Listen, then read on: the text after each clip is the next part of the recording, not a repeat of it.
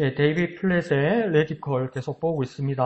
오늘은 3장, 지난주에 3장까지 했는데 3장 전반부만 하고 후반부 오늘 보도록 하겠습니다. 지난주에서 끝나면서 했던 말씀드렸던 결론적인 이야기는 뭐냐면 하나님의 권능을 우리는 기다리고 있는가입니다. 많은 프로그램과 많은 환경들을 우리가 구비해 놓고 많은 능숙한 우리의 모습들 그런 것들이 있을지라도 만약 그곳에 하나님의 권능을 간절히 기다리는 자세가 빠졌다면 그건 절망이라는 겁니다. 그래서 3장에서 시작되는 주제에서도 뭐냐면 나를 버리는 데서 시작한다는 겁니다.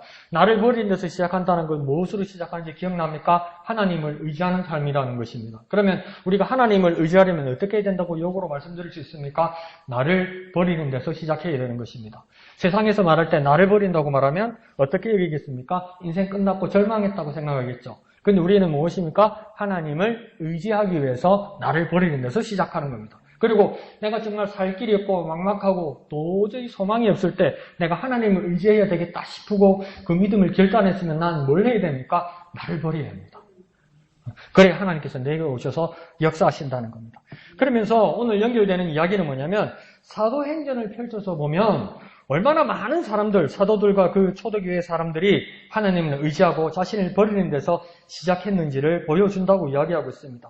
먼저 120명의 사람들이 몇 안 되는 겁 많은 제자들이 다락방에 모여서 웅성웅성거리고 있습니다. 그들은 무엇을 절감하고 있었냐면 하나님의 권능이 필요하다는 것을 절감하고 있었습니다. 너무 두려웠으니까요. 예수님께서 약속하셨지만 보이는 것 없으니까요. 그런데 떠날 수는 없고요. 그런데 자기 힘으로는 할 수 있는 게 없고요. 그러니까 절대적으로 필요한 것은 그 사람들에게 무엇이었겠습니까? 하나님의 권능이 필요했습니다. 그들에게 돈이 있고 그들에게 인맥이 있고 그들의 능력이 있었으면 하나님의 권능을 의지할 수 없었을 것입니다. 자, 그러면서 제자들이 무엇을 하고 있었냐면 전략을 짜지 않았습니다. 그러면서 사도행전 1장 14절에서도 뭘 하고 있었다고 이야기하냐면 마음을 같이하여 오로지 기도에 힘썼을 따릅니다. 이렇게 이야기합니다. 근데 기도를 하는데 어떻게 기도했다고 합니까? 마음을 같이 했다고 이야기해요. 마음을 같이 하면서 우리가 이렇게 기도해야 되겠다 하는데 어떻게 기도에 힘썼다고 이야기하냐면 오로지 기도에 힘썼다고 이야기하는 겁니다. 그러니까 기도 외에 다른 것이 있습니까? 없습니까? 없습니다. 단 한 가지밖에 안 남았다는 겁니다. 그게 뭡니까? 기도라는 겁니다. 기도. 그리고 그러니까 마음을 하나에 대해서 했다는 건 이게 참, 우리 교회는 이제 그런 사람 없는데 참 기도 열심히 하던 사람들 보면 어떨 때 그런 실수를 하는 경우도 있고 저도 어릴 때 그런 실수를 했던 경우가 있죠. 누가 이렇게 예배 시간에 대표 기도를 한다 이 말이죠. 그 대표 기도를 한다는 말은 무엇이겠습니까? 그분 혼자 기도하는 것이 아니라 우리 다 같이 우리 목양교회 예배당에 이 시간에 모여있는 사람들의 마음이 다 하나입니다. 이 뜻으로 그 사람이 대표로 하나님 앞에 기도하는 거고 그럼 여러분께서 동의하셔서 아멘 하는 거잖아요. 근데 어떨 때 보면 정말 기도 열심히 하는 사람들이 누가 대표 기도하고 있는 혼자서 죽을죽을 혼자 기도하는 사람들이 있어요. 그 기도 맞아요. 기도 맞아요. 저기도 기도가 맞고 여기도 기도가 맞아요. 그런데 오늘 사도행전 1장 14절에 말하는 것처럼 마음을 같이하여 기도하는 건 아니라는 거예요. 너는 너대로 나는 나대로. 근데 열심히는 해. 근데 사도행전에서 나오는 마음을 같이하여 기도하는 건 아니라는 거예요. 그러면 교회 공동체 안에서 기도할 때 어떻게 기도해야 되는 겁니까? 마음을 같이해서 기도하는 겁니다. 그리고 오로지 기도할 때 하나 되어 기도하는 겁니다. 너는 너대로 나는 나대로. 그건 아니라는 거예요. 자, 그래서 그렇게 기도하면서 왜 이렇게 그들이 기도했을까요? 자기 힘을 믿거나 자신의 능력을 의지하지 않았다는 겁니다. 그리고 대신 전능하신 하나님이 임하시길 간절히 구했다는 겁니다. 이길 수 없으니까요. 자기 힘으로, 자기 능력으로, 자기 배경으로, 자기 가족들이나 자기들의 인맥으로 이 위협과 이 핍박과 이 두려움을 이길 수 없기 때문에 이것을 이길 수 있는 유일한 것이 뭐라고 이 사람들 믿고 있겠습니까? 하나님의 권능밖에 없다고 생각했다는 거예요. 그러니까 기도의 내용이 마음을 같이하여 오로지 뭘 기도하고 있겠습니까? 지금 이곳에 하나님의 권능이 임하여 주시옵소서 이렇게 기도했다는 거예요. 그러니까 저와 여러분에도 우리 목양교회의 부흥과 성장과 놀란 하나님의 역사가 임하길 바라면 하나님의 권능이 필요한데 근데 어떤 사람은 하나님의 권능보다는 돈, 하나님의 권능보다는 인맥 그러면서 그러니까 각 목사는 담임 목사님은 하나님의 권능을 구해도 나는 돈, 나는 사람, 나는 먹을 거 이러고 있으면 문제가 생긴다는 거죠. 자, 그러자 어떤 일이 일어났습니까? 성령이 임하여 새 권세를 덧입혀 주셨다는 겁니다. 그때 어떤 일들이 일어났습니까? 무식했던 갈릴리 어부들은 그 무식했던 갈릴리 어부였던 그 사람들이 여러 나라 방언으로 복음을 전하기 시작했다는 겁니다. 그래서 이 어찌된 일인가 이러잖아요. 그러니까 각 지방에 각 언어를 가지고 온 사람들인데 어떻게 이 무식한 갈릴리 어부 출신 사람이 와서 지금 이 말씀을 전하는데 이게 어떻게 우리가 다 들리느냐, 신기한 일이다 이렇게 이야기하잖아요. 그러니까 군중들이 충격을 받았다는 겁니다. 근데 왜 이거 들었던 사람들도 어떻게 들었냐면 하나님이 크신 말하는 것, 하나님의 크신 일을 들었다 이렇게 얘기했단 말이에요. 그러면 이 듣는 사람들도 그냥 그런 사람들이 아니라 뭡니까? 하나님의 뜻을 사모하는 사람들이 하나님의 뜻을 전하는 사람과 같이 들었다는 거예요. 그러니까 제대로 못 들었던 사람들은 어떻게 비방했습니까? 저들이 어떻게 했다고요? 낯설에 취했다고 이야기했다고요. 저들이 낯설에 취했다고 제자들을 비방한 사람들은 알아들은 겁니까? 못 알아들은 겁니까? 못 알아들었어요. 그러니까 똑같은 말을 들을지라도 하나님의 뜻을 간절히 사모하는 사람은 같은 자리에서도 깨닫고 은혜 받을 것이고 한번 두드려봐라 이런 사람은 못 알아듣는 거예요 이게. 그곳에서 성령이 임하셔서 모든 사람들이 알아듣기 시작했습니다. 그러면서 베드로가 자리에 일어나서 그리스도에 관한 메시지를 선포하기 시작했습니다. 근데 이거요, 우리는 이 전 사항을 다 안 하니까 그냥 인간적으로 말하면 뭐라고 얘기했습니까? 얼마나 뻔뻔하냐 베드로가. 불과 몇 주 전만 해도 지난달만 해도 예수님을 부인하는데 몇 번 부인했습니까? 3번이나 부인했어요. 누가복음 끝에 3번째로 뭐라고 해야 합니까? 예수를 저주하여 가로되 야 그거 모른다고 그랬어요. 그러니까 예수님한테 욕하면서 모른다고 얘기했던 사람이 그 다음 달에 갑자기 사람이 변해가지고 막 예수를 증거하기 시작하는데 막 역사가 일어나더라는 겁니다. 그러면서 몇 사람들이 뒤집어지기 시작했습니까? 몇 사람들이 변하기 시작했습니까? 첫날에 3,000명이라는 사람들이 변화되기 시작하더라는 겁니다. 이게 베드로의 인격입니까? 이게 베드로의 능력입니까? 이게 베드로의 배경입니까? 이게 베드로의 학벌입니까? 이건 무엇입니까? 오직 하나님의 권능이라는 거예요. 그러니 우리도 하나님의 권능을 입는다면, 성령께서 역사하신다면 이런 일은 얼마든지 가능하다는 거예요. 그러면 우리는 뭘 구해야 됩니까? 하나님의 권능을 구해야 돼요. 하나님의 권능을 구하기 위해서 나는 뭐 해야 됩니까? 내 자신을 포기해야 돼요. 하나님의 권능도 갖고 싶고 나도 잘나고 싶고 나도 잘나고 싶고 그러니까 아무것도 안 되는 거죠. 그게 우리의 문제가 있다는 겁니다. 그러면 그렇게 교회 성장 그러는데 교회 성장의 문제도 한번 짚고 가자고 이야기합니다. 그런데요, 성경 전체에서 신구약 성경 전체에서 부흥이란 말이 몇 번 나오겠습니까? 우리는 그렇게 부흥하기를 원하는데 부흥이란 말이 몇 번 나오겠습니까? 딱 한 번 나옵니다. 딱 한 번 나오는데 신약에 나오겠습니까? 구약에 나오겠습니까? 신약에 안 나옵니다. 하박국에 딱 한 번 나와요. 하박국이 기도할 때. 근데 그것도 좋은 뜻이 아니에요. 그리고 그와 더불어 우리가 같이 쌍두마차처럼 옆바퀴에 붙어 있는 것이 뭡니까? 교회 성장이라고 이야기하죠. 교회 성장이라는 말은 몇 번 나오겠습니까? 단 한 번도 안 나옵니다. 그러면 왜 우리는 부흥하고 성장해야 되는 겁니까? 사도행전 1장에서 보면 그 성장에 대해서 성장이란 말은 안 나오지만 성장의 모습들이 나타나고 있습니다. 사도행전 1장에서 고작 몇 명에서 시작하냐면 불과 120명에서 교회가 시작되고 있습니다. 그런데 그건 아무 잡히는 것도 없고 아무것도 보이는 것도 없습니다. 그런데 2장에 들어서자마자 몇 명으로 120명에서 몇 명으로 늘어나냐면 3,000명으로 사람들이 늘어나기 시작합니다. 그런데 이걸 계산기로 두드려보면 몇 퍼센트인 줄 압니까? 1일 성장률이 2,500%입니다. 그럼 2,500%라는 건 계산기로 두드려서 숫자가 나오지만 이건 합리적인 겁니까? 비합리적인 겁니까? 합리적이지 않아요. 굳이 숫자로 말하자면 2,500%지만 2,500%가 올라가는 경우가 어디 있습니까? 그것은 무엇입니까? 하나님의 권능, 성령의 역사였다는 거예요. 그러니까 하나님의 권능, 성령의 역사는 사람이 상상할 수 없는 일들이 일어난다는 거예요. 그러면서 사도행전 3장에 가면 이제 베드로와 요한이 예수 이름으로 명령하여서 솔로몬 행곡에서 날 때부터 다리를 쓰지 못하던 40대 남자가 벌떡 일어나는 그 기적을 누리게 됩니다. 그러면서 또 4장에 가면 그리스도인들은 모임을 가졌던 건물들이 심히 흔들리기 시작합니다. 그렇게 요동하니까 어떡합니까? 기도하더라는 겁니다. 그러니까 이게 심지가 흔들리지 않아요. 뭔가 새로운 변화가 일어나고 우리에게 어떤 일이 일어날 때 자긍하거나 교만하거나 딴 길을 생각하지 않아요. 흔들렸을 때, 야! 막 역사가 일어난다. 이제 우리 길은 트였다. 우리는 이제 뭐가 될 것 같다. 이렇게 교만하거나 자긍하지 않아요. 또 겸손하게 뭐 합니까? 또 기도해요. 그럼 우리 같으면 뭐가 모자라서, 뭐가 더 필요해서, 뭐가 불만이라서 또 기도하러 이러시 보잖아요. 근데 이 사람들은 어떡합니까? 어떤 놀라운 역사와 현상들이 일어나고 기적이 일어날 때도 뭐합니까? 겸손하게 기도합니다. 우리에게도 하나님의 권능이 임하셨을 때, 놀라운 역사가 일어났을 때, 그것을 누리기 전에 우리는 뭘 해야 됩니까? 겸손하게 기도해야 돼요. 자, 봐라. 내가 하나님 쓰임받은 사람이야. 내가 하나님의 큰 사람이야. 까불면 주고 이러고 있으면 안 돼요. 뉴스 나왔잖아요. 작년에 하나님 까불면 주고 이러고 살면 안 돼요. 그러니까 감옥 가잖아요. 더 겸손하게 기도해야 된다는 겁니다. 그러면서 이 상황을 사도행전을 쓴 누가가 기록하면서 이렇게 말합니다. 그들은 베드로와 요한이 본래 배운 것이 없는 보잘것없는 사람인 줄 알았는데 이렇게 담대히 말하는 것을 보고 매우 놀랐다.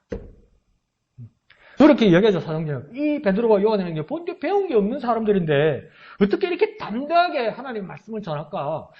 이것을 기록하는 누가도 그 주위에 있는 사람들도 깜짝 놀랐다는 겁니다. 그럼 저와 여러분에게 본래 배운 게 없고 본래 아는 것도 없고 본래 배경도 없을지라도 성령 충만하여 하나님의 권능이 임하면 모든 사람들이 깜짝 놀랄 정도로 담대하게 하나님의 나라의 복음을 전할 수 있다는 겁니다. 근데 왜 여태 우리가 하나님의 복음을 전하는데 주저하고 뭐 전도하려면 할 말도 별로 없고 뭐 교회 오보세요. 밥이 맛있어요. 사람들이 인상이 좋아요. 왜 그렇게밖에 못하냐는 거예요. 전도라고 하면 목사님이 대신 나 좀 따라가셔서 대신 말해서 왜 그래밖에 못하냐는 거예요. 무식해서 그런 게 아니에요. 뭐가 문제입니까? 전적으로 하나님의 권능을 의지해야 되는 거예요. 그러면 본디 배운 것이 없는 사람이란 어떤 선입견을 가질지라도 놀랍게 담대하게 하나님 나라의 복음을 전할 수 있다는 겁니다. 그러면서 또한 병고치 받은 사람들이 그들의 곁에 서 있는 것을 보고 사람들이 아무 트집을 잡을 수 없었다. 그러니까 그 증거가 같이 있었다는 거죠. 자, 사도행전 5장으로 넘어가면 또 어떤 일이 일어납니까? 사도들의 손을 거쳐서 많은 표징과 놀라운 일이 백성들 가운데서 일어났다고 사도행전 5장 12절에는 말합니다. 환자들이 병이 났고 악한 영들이 막 쫓겨나기 시작합니다. 막 밀려나기 시작합니다. 그러니까 어려운 일들이 막 해결받고 황자들이 병이 나고 악한 영들이 쫓겨난다고 그러니까 막 쫓기겠처럼 막 뭐가 보이고 막 그거 겁내지 마세요. 나는 안 보이는데 누가 보인다고 그러니까 저 사람이 나한테 뭐 해코지 아까 영적으로 해코지고 그런 일 없어요. 여기서 악한 영들이 쫓겨나고 병이 낫는다는 놀라운 기적의 역사는 뭐냐면 첫째, 하나님께서 하나님의 권능으로 일하는 거지 나에게서 나가는 게 아니고 둘째, 병이 있고 악한 영이 내게 있다는 것은 정상적이지 않고 불의하다는 거 아니에요. 부족하다는 거 아니에요. 그래서 부족한 것을 어거스틴은 뭐라고 이야기했습니까? 그게 결핍이 죄라고 얘기했잖아요. 결핍이 악이라고 그랬잖아요. 그러면 성령 충만해서 본래 하나님이 필요한 사람들에게 하나님의 능력, 하나님의 권능, 하나님의 은혜가 임하면 그것들이 밀려나갈 거 아니에요. 그리고 하나님 은혜가 내가 찰 거 아니에요. 더 이상 병이, 더 이상 죄악이, 더 이상 악한 얘기 나와 함께 할 수 없는 거 아니에요. 그러면 난 뭘 구해야 됩니까? 하나님 성령 충만 말고요. 신유의 은사요. 하나님 성령 충만은 놔두고요. 귀신 쫓는 능력도 그렇게 말하면 안 된다고요. 내가 성령 충만하면 하나님이 어떤 모습으로도 나에게 기적으로 역사하신다 이 말입니다. 그래 내가 구할 것은 무엇입니까? 성령의 충만함을 구할 수 있어야 된다는 겁니다. 사도들에게 그런 일들이 일어났다는 것이죠. 자, 6장과 7절에 이르면 제자들이 위험한 일에 맞닥뜨리는 그 빈도가 점점 늘어납니다. 그러니까 우리는 어떻게 생각하냐면 우리의 삶이 너무나 제한적이고 우리 지식이 너무나 얕고 우리가 너무나 연약하기 때문에 우리는 어떻게 생각하냐면 단편적으로 우리는 생각한다고요. 그래서 하나님께서 내게 역사하셔서 지금 이 일들이 일어나고 이제 앞으로는 잘 될 거라고 믿고 이렇게 나아가는데 보면 항상 인생이 그렇습니까? 어려움이 일어나죠. 막 벽이 생기기도 하고 막 고난의 길이 오기도 하고 막 방해들도 일어나죠. 그런데 우리는 너무나 연약해서 어떻게 생각하냐면 야 여기까지인가 보다. 이제 더 안 되는가 보다.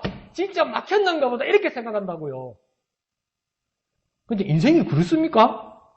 오늘 제자들도 어떤 걸 느끼냐면 하나님이 역사하시니까 무엇이 또 더 많이 일어납니까? 방해와 핍박이 더 많이 일어납니다. 근데 방해와 핍박이 일어나므로 멈춥니까? 멈추지 않습니다. 더욱 기도하고 더욱 성령의 역사를 막 갈구하고 막 더욱 놀란 일이 일어나는 겁니다. 그래서 뭡니까? 핍박과 겸하여 받는다고 그러잖아요.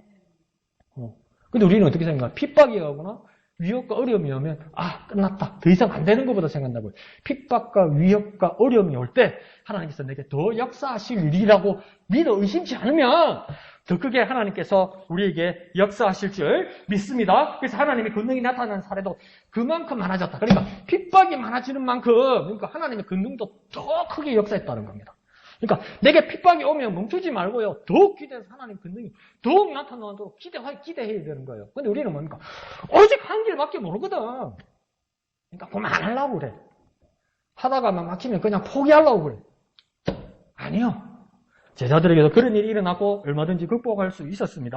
자, 그러면서 8장에서는 이제 유다와 사마리아까지 흩어지면서 제자들이 가는 곳마다 복음을 전했다고 합니다. 8장에서 왜 제자들이 가는 모든 곳에 가서 복음을 전했습니까? 7장에서 어떤 일이 났습니까? 스데반이 죽으면서 막 대핍박이 일어난 거예요. 그래서 도무지 여기 모여 있을 수가 없는 거예요. 그래서 뭐 한 겁니까? 사도들이, 제자들이, 안 그러면 주님의 사람들이, 예루살렘에 있는 그리스도인들이 뭐 한 겁니까? 도망갔습니다. 핍박받아서요. 더 이상 있을 수가 없어서 도망갔습니다. 그런데 어떻게 도망갔습니까? 복음 들고 도망갔습니다. 그러니까 도망가는 곳마다 어떤 일이 일어나니까 복음의 역사가 일어난 거죠. 우리 같으면 어떻게 했습니까? 우리 교회가 핍박받고 우리 교회가 누가 총칼 들고 와서 쫓아냈다. 그러면 우리는 뭐라고 생각합니까? 우리 교회 망했다 어떡하나 이러잖아요. 근데 그 핍박받고 도망간 우리 집사님 한 분이 뭘 들고 간 겁니까? 주님의 복음, 하나님의 권능을 들고 간 거예요. 그러면 뭡니까? 목양의 지체들이 뭡니까? 제2, 제3의 목양의 교회의 역사가 막 일어나는 거죠. 그러니까 포기할 일도 없고 절망할 일도 없고 하나님의 역사를 막을 일도 없는 거예요. 그런데 나 같으면 어떻게 생각했습니까? 스데반 원망했겠지. 아이씨 조용히 죽지 떠들고 죽어가지고 교회도 못 가게 하고 막 저는 그렇게 안 될 거라고요. 이 사람들은 뭡니까? 절대 절망하지 않는 거예요. 그러니까 빌립은 어디까지 도망갔습니까? 못 쫓아오게 하려고 저 사막까지 도망간 거예요. 광야까지 도망간 거예요. 광야까지 도망가면 아무것도 없을 줄 알았더니 큰 마차가 있고 아프리카 에디오피아의 큰 장관 네시가 뭡니까? 성경을 보고 있네. 그러면서 뭡니까? 주의 성령이 천사가 이끌러서 가서 가르쳐 주라는 거예요. 그래서 거기에 놀라운 역사가 일어나는 것이죠. 그가 예수를 믿고 침례를 받게 하는 놀라운 일들이 일어나는데 그러면 어디까지 그런 일이 일어났을까? 순간에 하나님께서 그 가는 길, 빌립에 가는 길도 하나님께서 인도하시는 역사가 8장에서 일어났다는 겁니다. 9장에서는요. 그리스도인을 박해하던 사울이 이제 드디어 그리스도의 제자 바울이 되었습니다. 그러면서 10장에서는요, 인종과 민족의 장벽이 무너지기 시작하면서 복음이 널리 전파되기 시작하고 11절에는 장차 이방인 예수님의 사랑을 전할 큰 교회, 성교 전초기진 교회가 일어납니다. 그 교회가 무엇입니까? 안디옥 교회입니다. 그러니까 이런 일들이 뭡니까? 계속 퍼져서 일어나는 것이죠. 12장에서는 어떤 일이 일어납니까? 감옥에서 갇혀서 죽을 날만 기다리고 있던 베드로가 얼마나 마음이 편했고 어떤 사람은 그렇게 말할 거예요. 얼마나 삶에 의욕이 없었으면 내일 모레 죽을 판인데 뭡니까? 감옥에 들어가서 잔다. 내일 죽을 건데 잔다. 마음이 어떻게 이렇게 편할 수 있어요? 그러니까 천사가 일어나라 그러잖아요. 그래가지고 막 자기가 문을 열쇠해가지고 연 것도 아니냐 통과하잖아요. 그러니까 그 마가의 집에 있던 그 여자동 로데가 베드로 아니다. 베드로 소리인데 뭐 귀신일 거다, 영일 거다 이렇게 생각했잖아요. 똑같아요. 베드로도 보니까 목련병 환자처럼 그냥 끌려 나온 거예요. 어떻게 이런 일이 일어납니까? 주님께 전폭적으로 맡기고 하나님의 권능이 그에게 임하니까 딱 이끌림을 받고 인도함을 받는 거죠. 그 관건은 뭡니까? 내 자신을 포기하고 하나님의 권능을 의지했기 때문입니다. 그래서 잠까지 잡니다. 잠까지. 대단합니다. 핍박받고 자는데 예배 시간에 자는 건 무슨 이유인 줄은 난 잘 모르겠어. 그런데 그러면서 사도행전 13장에 바울은 또 여러 도시들을 순례하면서 복음을 전하고 병자들을 고치고 귀신을 쫓아내고 막 죽은 사람을 살려내는 일, 그 사이까지 하는 겁니다. 그런데 이 사도행전을 쓴 누가가 의도적으로 다 이 모든 놀라운 역사에 어느 누구는 어떤 일을 했고 어느 누구는 어떤 기적을 베풀었고 어느 누구에는 어떤 말씀을 전해서 많은 사람들이 변화받았고 그렇게 이야기하는데 누가가 이 사도행전을 쓰면서 일관되게 흐르게 주장하는 이야기가 있습니다. 이 말은 뭐냐면 의도적으로 하나님을 높이고 있습니다. 이 모든 일을 누가 했다고 누가가 결론을 짓냐면 이 모든 일은 하나님이 하셨다. 그래서 사도행전 2장에서도 뭡니까? 오순절에 베드로의 설교가 일으킨 파장을 기록하면서 글쓴이가 어떤 표현을 쓰고 있느냐 하면 2장 41절에 이렇게 이야기합니다. 그 말을 받은 사람은 침례를 받음에 이날에 신도의 수가 3,000이나 더하더라. 한글로는 더하더라 이렇게 써 있어요. 그런데 원어에 보면 베드로가 설교를 해서 3,000명이 예수 믿게 만들고 침례받게 만든 것이 아니라 더하더라가 아니라 더해지더라 이래 돼 있어요. 그러니까 더하더라는 뭐냐면 주체하는 사람이 이걸 이렇게 만든 상황을 이야기하는 거고 더해지더라는 뭡니까? 비록 베드로가 설교를 했어도 베드로가 깜짝 놀랄 일이라는 거예요. 3,000명이 회개했다고? 3,000명이 침례받는다고? 와, 침례탕 목욕탕이 얼마나 커야 됩니까? 3,000명을 다 말락하면. 네? 강이 얼마나 넓어야 되겠습니까? 막 새치기 하는 인간도 있고 그랬을 거 아니에요. 자기 승송 올라가자고 막 그런 사람. 그 베드로가 예상했겠습니까? 베드로가 설교하고 말씀 전하라고 하면서 성령이 임하셨다고 해서 오늘 내가 이 말씀 복음을 전함으로 3,000명의 교인이 될 거야. 이거 예상했겠습니까? 전혀 생각 못 했어요. 그러면 이 베드로가 더한 게 아니죠. 그럼 베드로도 어떻게 생각합니까? 더해지네? 이럴 거예요. 이거 내가 한 게 아닌데 왜 이런 일이 일어나지? 이걸 문법으로 뭐라고 하냐면 능동태가 아니고 수동태라고 이야기하는 겁니다. 그러면 베드로는 뭐라고 하냐면 내가 안 했어요 이 말이에요. 비록 내가 하나님의 말씀을 전했지만 내가 저 사람을 변화시킨 거 아니에요. 내가 저 사람을 하나님 자녀 만든 게 아니에요. 베드로가 뭐냐면 자기도 깜짝 놀라가지고 내가 안 그랬어요 이러는 거예요. 그러니까 뭐 우리는 이 말씀을 읽으면서 뭐라고 생각합니까? 누가 한 거예요? 그러면 누가? 도대체 누구야? 이런 기적 같은 일을 도대체 누가 한 거야? 2장 47절에 내려가면 이렇게 말합니다. 주께서 구원받는 사람을 날마다 더하게 하시니라. 누가요? 주께서. 누가 했다고요? 주께서 하셨다고요. 하나님께서 하셨다고요. 내가 하나님을 의지하는 삶을 살면 하나님이 나를 통하여 역사하실지라도 나는 깜짝 놀랄 일로 과연 하나님이 하셨구나 이렇게 고백할 수 있다고요. 이런 일들이 베드로와 사도들에게 일어났다는 겁니다. 사도행전 5장 14절에 이렇게 말합니다. 믿고 죽기로 나오는 자가 더 많으니 남녀의 큰 무리들아 바나바는 안디옥에서 복음을 전하자 많은 사람들이 주님께로 나와왔다 이러면서 11장 24절에 말합니다. 이어서 수리아 안독이 아니라 비시디아 안디옥에서도 이방인들이 듣고 기뻐하며 하나님의 말씀을 찬송하며 영생을 주시기로 작정되는 자는 다 믿게 되었다고 13장 48절에도 이야기합니다. 이런 일들이 믿기로 작정을 사람이 했습니까? 사도들이 했겠습니까? 누가 작정한 겁니까? 하나님이 하셨다는 거예요. 하나님이 결정하셨다는 거예요. 하나님이 선택하셨다는 거예요. 그러니까 누가는 일관되게 뭘 이야기한 겁니까? 이 놀라운 다양한 기적들이 일어나는데 이거 다 누가 했다는 겁니까? 하나님이 하셨다는 거예요. 우리 모든 일들과 놀라운 기쁜 일들과 모든 열매에 대해서 우리는 뭐라고 고백해야 됩니까? 하나님이 하셨습니다. 이게 진심으로요. 이렇게 고백할 때 놀라운 역사가 우리 가운데 일어난다는 것입니다. 그러면서 데이비드 플레이 목사가 이렇게 고백합니다. 제 힘으로 무언가를 이룰 수 있다는 마음가짐이 끼어들 여지가 없는 장면. 보잘것없는 인간들에게 누구도 예상하지 못했던 자원을 무한정 부어주셔서 거룩한 이름이 높이 드러나게 하시는 하나님의 위대하신 능력에 교회가 전폭적으로 의지하는 현장에 동참하고 싶다. 기꺼이 그 꿈의 일부가 되기를 나는 소원한다. 교회가 온전히 하나님의 은혜에, 하나님의 권능에 전폭적으로 의지하는 삶이 우리 교회에 일어나기를 원합니다. 그러면서 이제 뭐라고 이야기하냐면 성령님의 능력에 힘입지 않으면 하나님의 영광을 위해 굵직굵직한 일을 해낼 힘이 전혀 없다 해도 지나친 말이 아니다.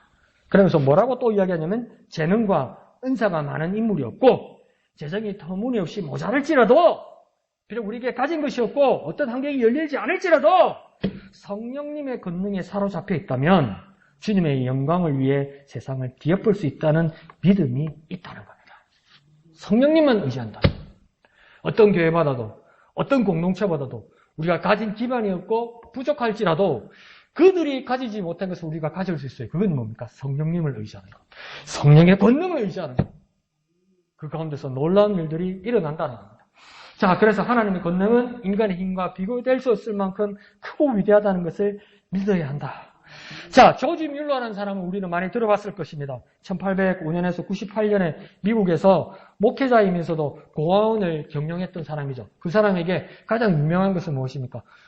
수많은 기도들의 응답을 받은 그 기록자로 되어 있죠. 그래서 고아원의 아버지고 또 기도의 응답을 받은 사람이라고 우리는 이해하고 있습니다. 그런데 조지 뮬러의 그 자서전에 놀라운 사실이 있습니다.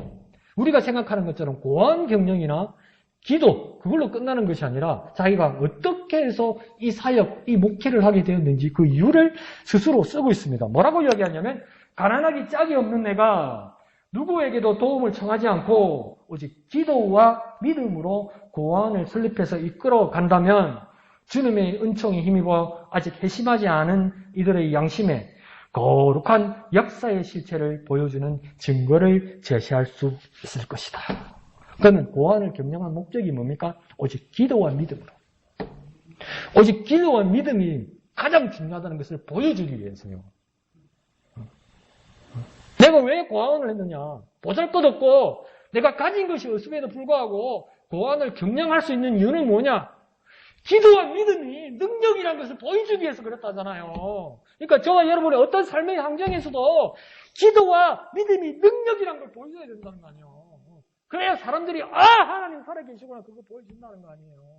그렇게 열심히 해놓고 먼저 나자빠지고 그렇게 열심히 기도하고 나서 나중에 딴 생각하고 딴 행동하고 딴 말하고 그러지 말고 과연 기도와 믿음대로 내가 사람들 앞에서 그걸 제대로 보여주면 저 사람에게 하나님 살아계시구나 믿지 않겠냐는 거예요. 조지 뮬러는 그게 목적이었습니다.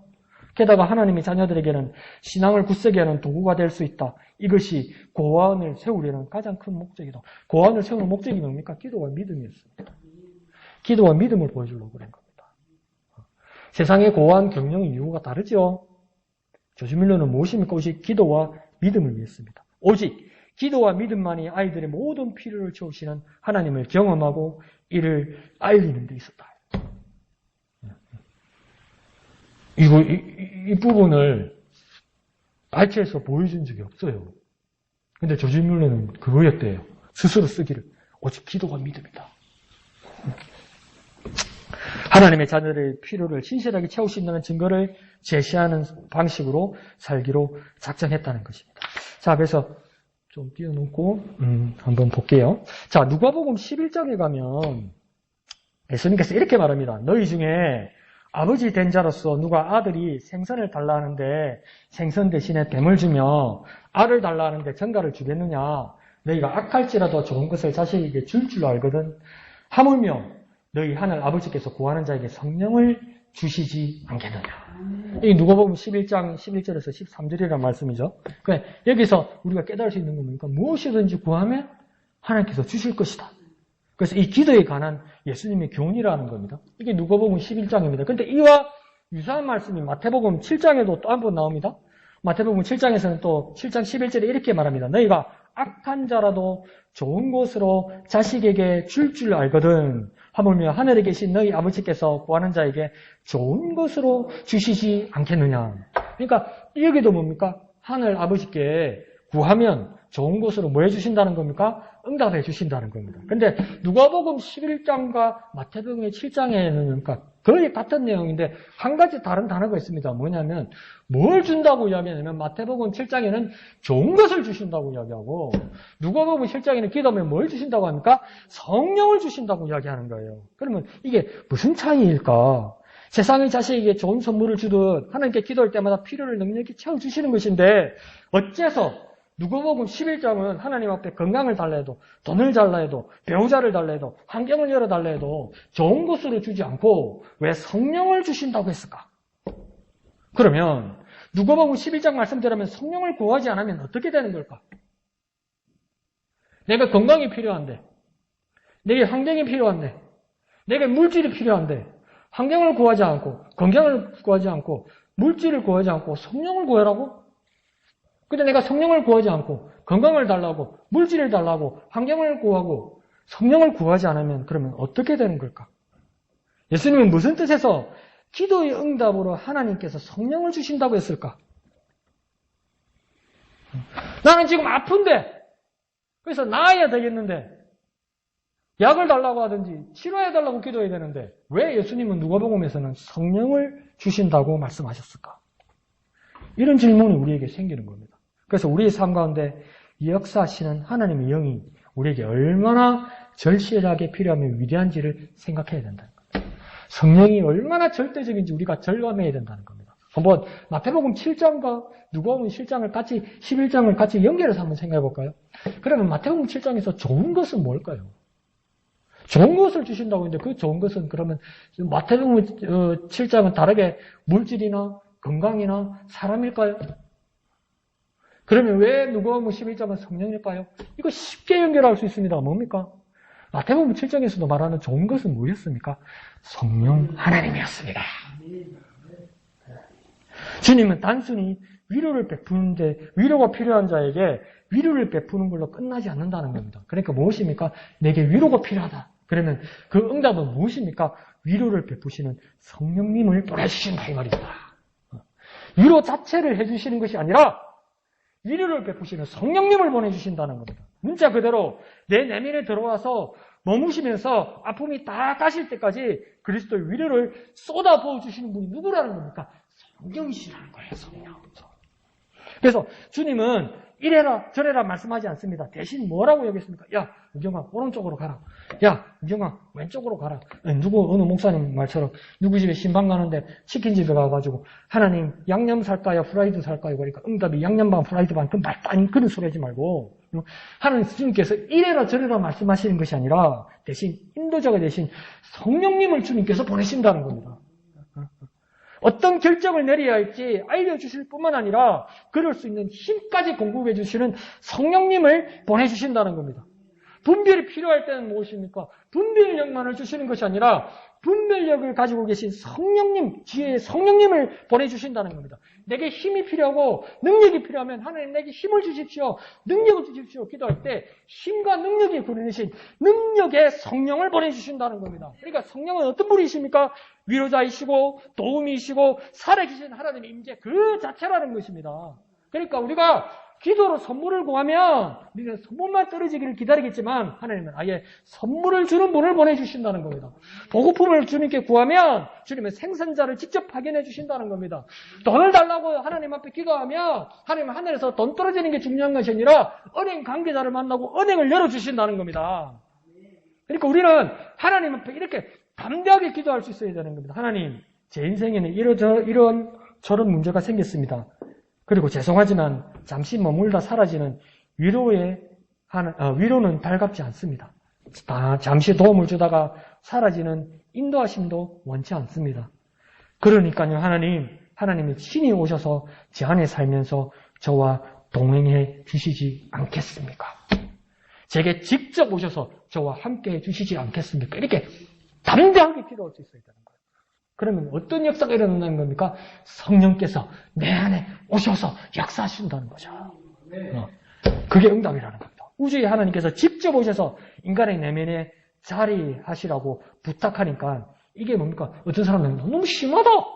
하나님이 네 종기가 그렇게 말할 수 있지만 예수님의 말씀에 따르면 하늘 아버지는 그런 우리의 기도를 방과하시며 자신을 주시길 기뻐하신다는 겁니다. 그래서 예수님께서 요한복음 14장에서도 이렇게 말씀하시죠. 성령을 보내시겠다는 말씀을 하시기 전에 예수님께서 뭐라고 말씀하시냐면 내가 진실로 진실로 너희에게 이르노니 나를 믿는 자는 내가 하는 일을 그도 할 것이요 또한 그보다 더 큰 일도 하리니 이는 내가 아버지께로 감이라. 이거 한번 가만히 생각해 봅시다. 예수님께서 뭐라냐면 내가 진실로 진실로 너희들에게 말한다 이랬어요. 근데 이 말은 뭡니까? 내가 아멘으로 진짜로 너희에게 말하는데 나를 믿는 자는 곧 나 예수를 믿는 자는 내가 하는 일도 너희들은 이제 똑같이 할 것이다. 앞으로. 그런데 또 뭘 더 합니까? 그보다 더 큰 일도 할 것이다. 예수님보다 더 큰 일을 할 수 있다고요? 아리까리하지 않습니까? 그런데 그 이유를 예수님께서 뭐라고 이야기하냐면 나 예수보다도 너희들이 앞으로 더 큰 일을 할 건데 그렇게 할 수 있는 이유는 뭐냐면 내가 곧 예수가 아버지께로 감이라. 이게 무슨 이유가 됩니까? 예수는 아버지께 가서 뭐 하겠다는 겁니까? 우리를 위하여 성령을 구하신다는 거예요. 우리에게 성령이 임하시면 예수님이 하신 것, 그와 더불어 보니까 많은 작은 예수의 제자들이 이제 뭡니까? 예수님이 하신 일보다 더 기하급수적인 놀라운 역사들이 일어난다는 겁니다. 그러니까 예수님께서 또 뭐라고 말씀하십니까? 내 이름으로 무엇이든지 내게 구하면 내가 행하리라. 이 말은 뭡니까? 성령으로, 예수 이름으로 구하면 성령께서 역사하신다는 거예요. 아버지 하나님께서 보내신, 예수께서 구하셔서 아버지 하나님께서 우리에게 보내신 성령께서 예수 이름으로 엄청난 역사를 한다는 겁니다. 그러니까 우리가 심지어 그리스도보다 더 큰 일을 할 수 있다는 거예요. 구하기만 하면 그럴 수 있다는 거예요. 무엇을 통해서요? 성령으로요.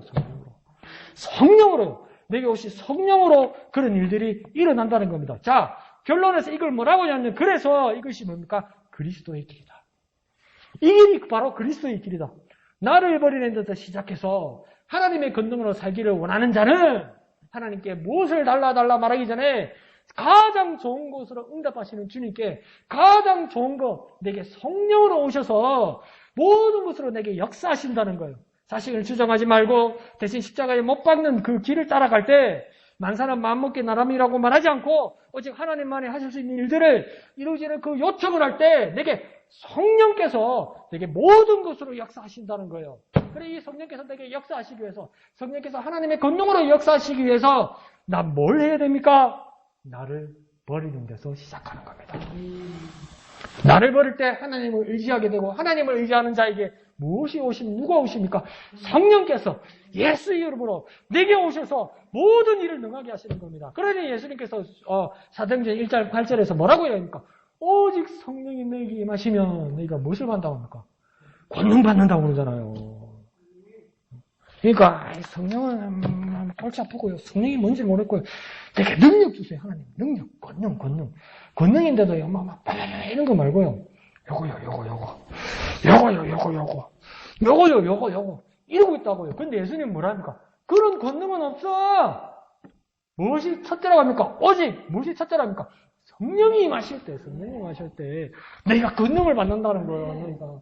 그래, 내게 누가 오셔야 됩니까? 성령께서 내게 충만하게 임하셔야 되는 거예요.